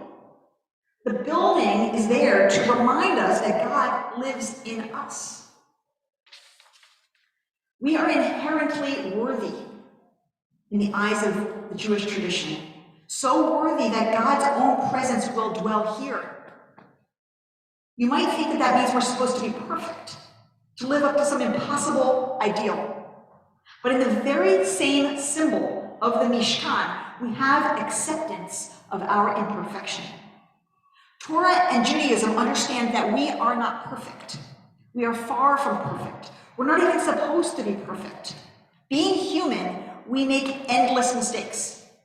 We make mistakes every day, some big, some small, some private, some public, some embarrassing, some that show our ignorance, some that show what we don't know that we should have known, some mistakes that hurt other people, some mistakes that fall short of our values and what we stand for and who we want to be, some that make us feel ashamed. Here's what's brilliant about our tradition. Judaism is so aware of the experience of shame, of guilt, of making mistakes, of the very human experience of being flawed, that it's about healing mistakes. The Mishkan was centered on the project of moving everyone away from physical idols and gods toward the idea of the one God. And its primary function was enabling people to recover from mistakes. The entire next book of the Torah, Leviticus, is about using the Mishkan that's built in this parsha to help people recover from mistakes. People draw near to God primarily by recovering, healing, and atoning from and for mistakes. And you know that this is still happening today, right? Because the most important day of the year is called the Day of Atonement, Yom Kippur. And actually, every day in the liturgy, we are meant to atone. We're meant to name our mistakes and atone for them. The understanding is that what it is to be human is to be imperfect beings, riddled with mistakes, and yet possessing the divine likeness, worthy of the divine presence. So part of what it is to draw close to God, part of what it is to be in touch with God's presence, is to acknowledge our mistakes, to say, I'm sorry, to repair wrongs, to seek forgiveness. We call this, as you know, teshuvah. It's what we do in the High Holy Day season, that's what we do all year long. To learn, and that's what Torah is. Torah means instruction, learning. To learn, teaching and learning is the essence of being Jewish. Being humble about our flaws, our missteps, our shortcomings, owning them, and then going about growing to be better and doing better. Always knowing that though we're flawed, we are worthy. Now, these ideas are meaningful and important for our whole lives, but they're particularly relevant right now because we live in a culture intolerant of mistakes, where people who do something wrong, whether by accident or on purpose, are canceled, are vilified, are demonized. As a Jewish leader, I see this particularly in the Jewish community. People tear each other down for making a mistake, are utterly unforgiving and cruel. People get shunned, removed, particularly when a non-Jew says something wrong about Jews or Jewish history, like Whoopi Goldberg saying that the Holocaust wasn't about racism. Now, the Holocaust was indeed about racism, because the Nazis believed that the Jewish people were an inferior race.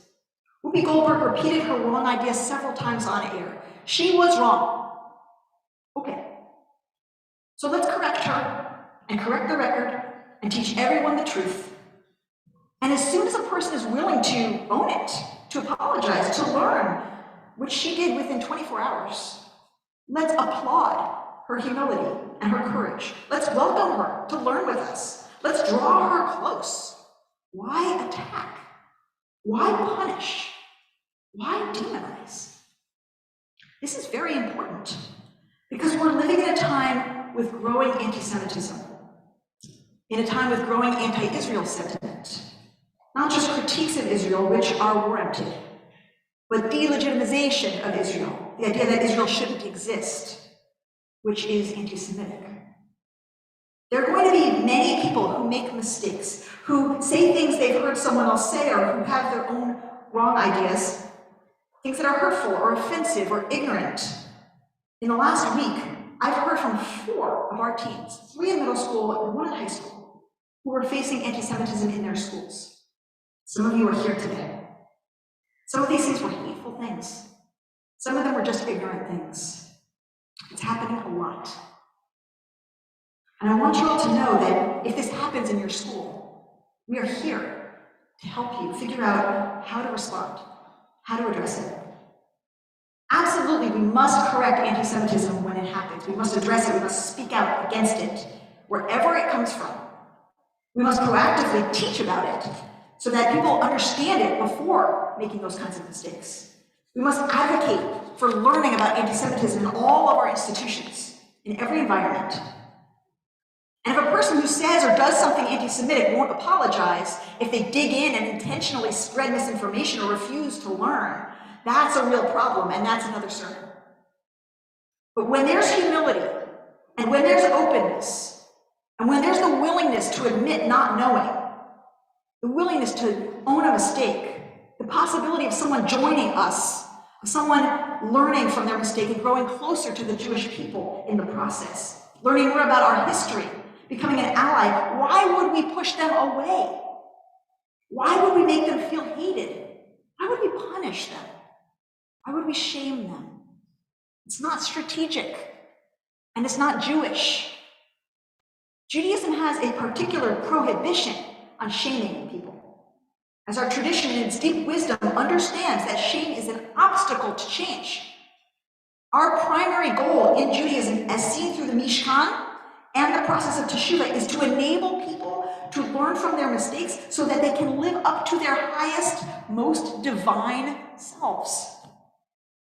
You could say that a central idea of our religion is that we will always make mistakes, and yet we are worthy, so worthy that we are a sanctuary for the image and presence of God. And we always are striving to draw nearer to that presence, to that mysterious Yud He Vav He being becoming within us and around us. To do so is to acknowledge mistakes and change, to know that we're imperfect, but learning always, atoning and growing. Because God is not some static idol outside of us. God is a living, moving presence, always pulling us toward the holy, toward the beautiful, toward the just, toward the whole. Shabbat shalom.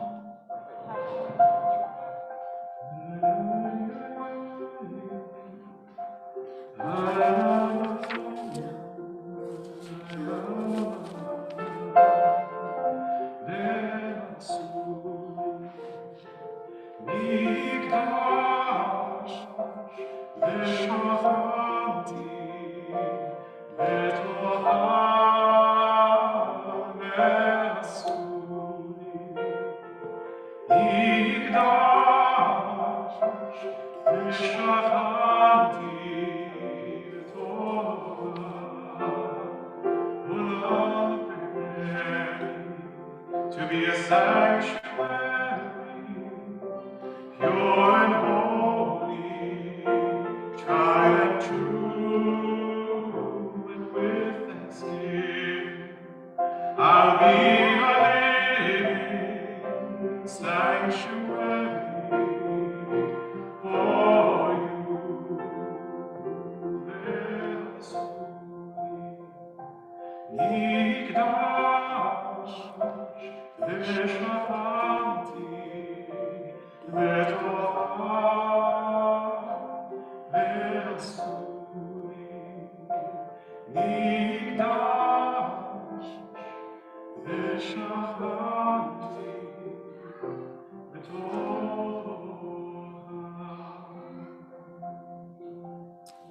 I now get to give a special blessing to Eliana and Olivia of the Ark as we return the Torah. I invite everyone to please rise. Page 374.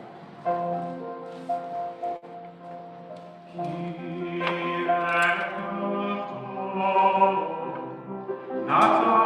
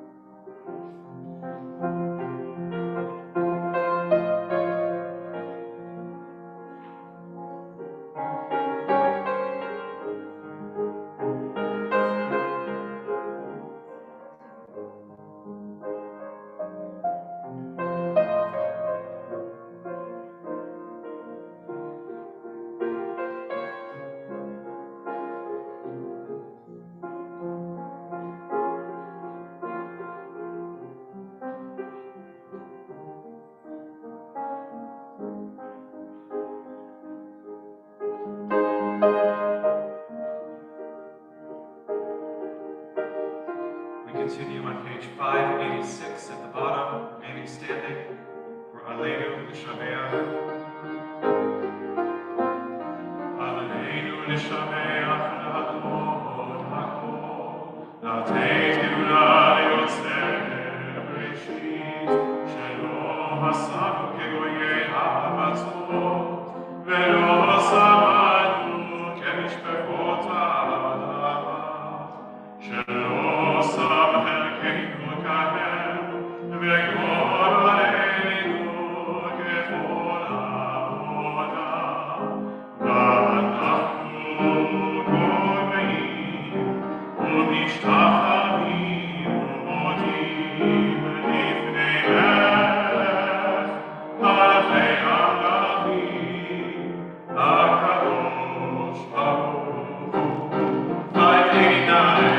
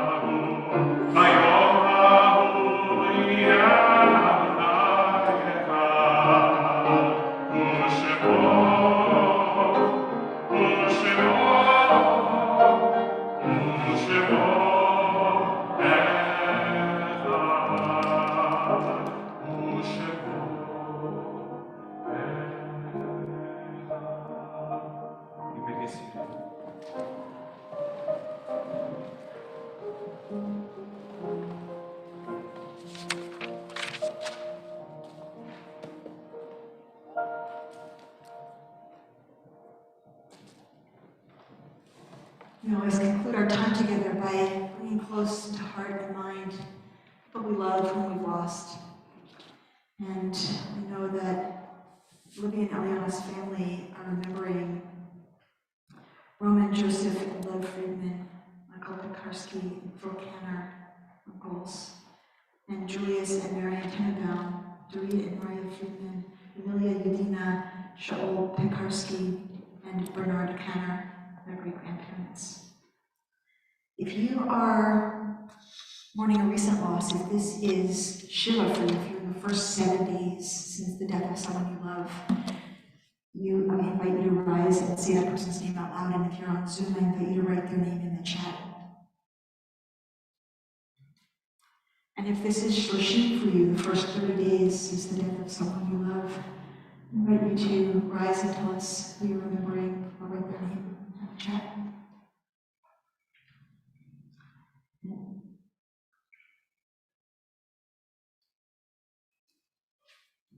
And if this is Shana for you, if this is the first year since the death of someone you love, I invite you to rise and tell us who you're remembering.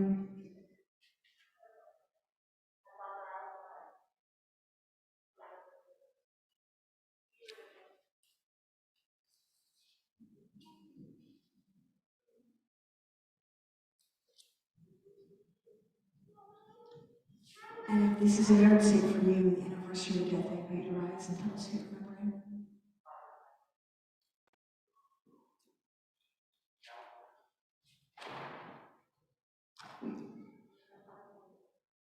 We all rise together in company with the mourners in our midst. As we remember these recent losses, David Sarfati, father of Jared Sarfati, father-in-law of Elena Satin. Ellen Dean, mother of Karen Bowers, mother-in-law of Nick Bowers, and grandmother of Duncan and Eli. Edward Ruslan, father of Larry Ruslan, father-in-law of Laura Dalheim, and grandfather of Sylvia and Henry. Sheldon Dollinger, father of Marna Dollinger, father-in-law of Stephen Gould, and grandfather of Michaela and Kevin. Rosalie Levitt, our member and wife of Bruce Levitt, mother of Sam and Sarah, and grandmother of Russell, Patrick, Nathan, and Gabrielle. And the burial hasn't yet taken place. We're thinking of Raymond Feinland, father of Laura Feinland Katz, father-in-law of Stephen Katz, and grandfather of Joshua, and of Isaac Steinberg, father of Stephanie Steinberg, whose funerals will be in the coming days.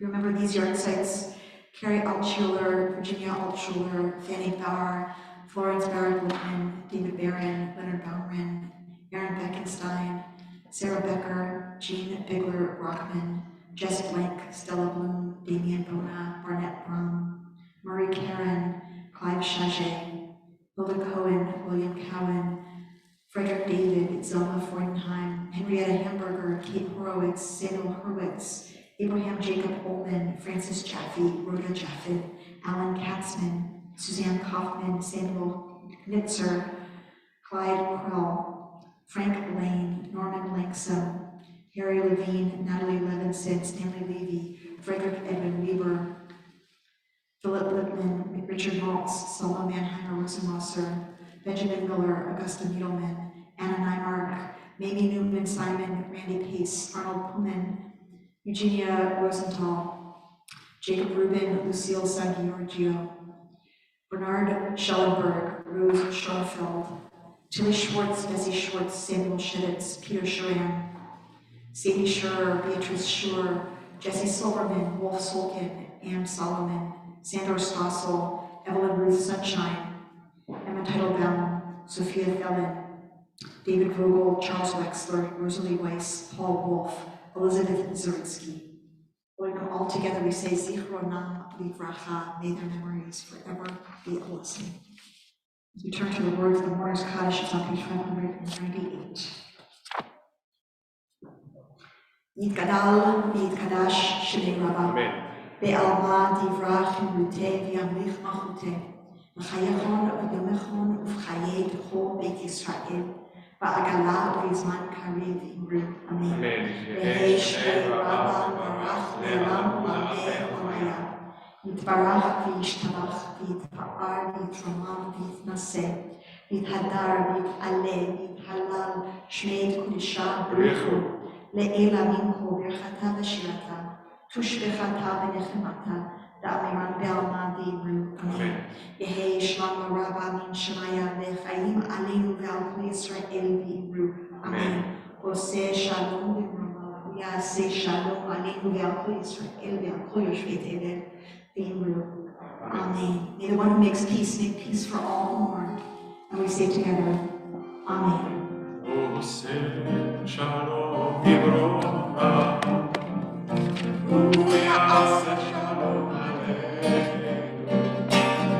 ve'al kol Yisrael ve'al kol yoshvei tevel v'imru. Amen. Oseh shalom.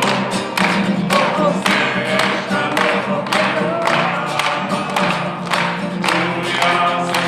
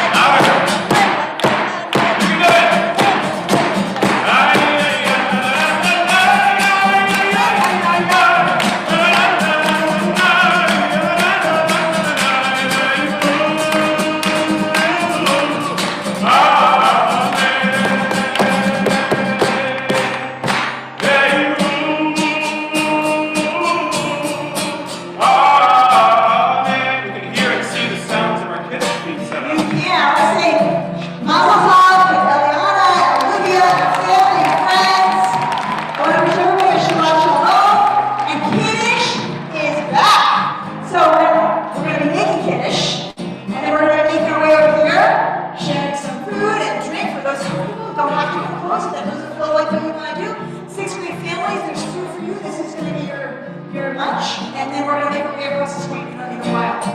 Shabbat shalom, everybody.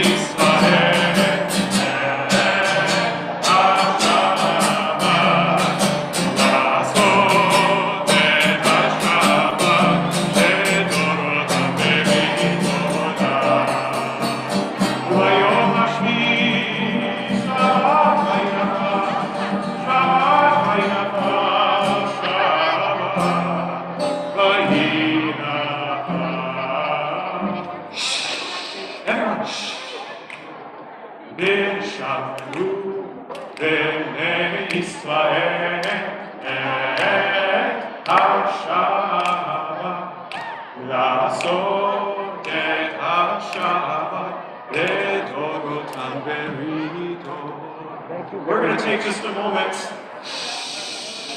before we get to dig into our food. We're still in the sanctuary. We're so excited. It is a moment of excitement for sure, but let's just take a very, very brief moment to also make this holy. If I could have everyone's attention, please. It's a long time since we've gotten to make Kiddush in the sanctuary on a Shabbat morning. It's a really, really long time. Raise your hand if you can remember the last time we made Kiddush in the sanctuary on Shabbat morning. We're talking March 2020, almost entire 2 years. So this is actually really a holy moment, and the whole idea of singing V'Shamru and making Kiddush means holy. So as excited as we are to grab a bagel, as excited as we are to take a drink, take a bite, especially if I'm in 6th grade, especially if I've been so patient and participating this whole time. 6th graders, look over here for a second. Let's actually take a moment before we dig in, before we take a sip, to take a big breath. Let's take another big breath. And what we're going to do is I can see that there are some things to drink coming around. I can see that I'm getting a cup, which is fantastic. Thank you, Rabbi. And I'm going to pour myself some ketem. Thank you. Oh, sure, go ahead. I'm going to pour myself some ketem, which is fantastically sweet and sacramental grape juice. The white kind doesn't stain as well. Doesn't stain at all, so it's good. So we're going to lift up our cup. If you have a cup, or an imaginary cup, that works too. And we're going to make this moment holy. Al-Kain Berach Adonai, et Yom HaShabbat v'yikatreu Savri. L'chaim? L'chaim? Okay. Baruch atah Adonai, Eloheinu melech haolam, borei beri hagafen. L'chaim. And if you have a bread product near you, will you please hold it up high? It could be a bagel, it could be challah. You're a 6th grader, you've got something in your hand that has definitely got gluten in it. Sorry, friends, gluten-free. Thank you, amazing. Baruch atah Adonai Eloheinu melech haolam, hamotzi lechem min haaretz v'te'avon. Shabbat shalom, enjoy. Shabbat shalom. If you're on Zoom, this concludes our service. Feel free to